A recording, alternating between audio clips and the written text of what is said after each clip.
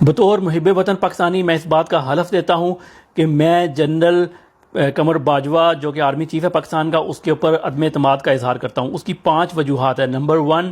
وہ ایک ڈرپوک آدمی ہے، اس کو ہم نے لڑنے کے لیے لگا رکھا ہوا ہے اور دھمکی لگی ان پرائم منسٹر کو اور لیٹ وہ گیا، اس کی وجہ سے ہمیں ابھی نندن کو بھی اگلے دن ہی چھوڑنا پڑا تھا اس ڈرپوک آدمی کی وجہ سے۔ نمبر 2، جنرل باجوہ کو صرف اور صرف اپنے چند جرنیلوں کی فکر ہے کہ ان کے خلاف کوئی مذاق میں کوئی بات کر دیتا ہے تو وہ اس کے اوپر پریس کانفرنسیں شروع کر دیتے ہیں، لیکن پاکستان کے وزیر اعظم کو بھی دھمکی لگے تو وہ ڈرپوک خاموش رہتا ہے، اور ہم تو خیر بلڈی سویلینس ہیں، ہمارا کیا کہنا۔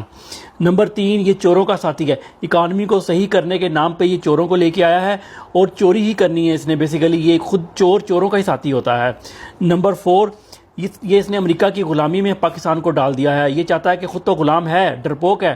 ہمیں بھی یہ غلام بنانا چاہتا ہے، جس کی وجہ سے اس نے امریکہ کے آگے لیٹ گیا ہے یہ بندہ۔ نمبر 5، ان چاروں پوائنٹ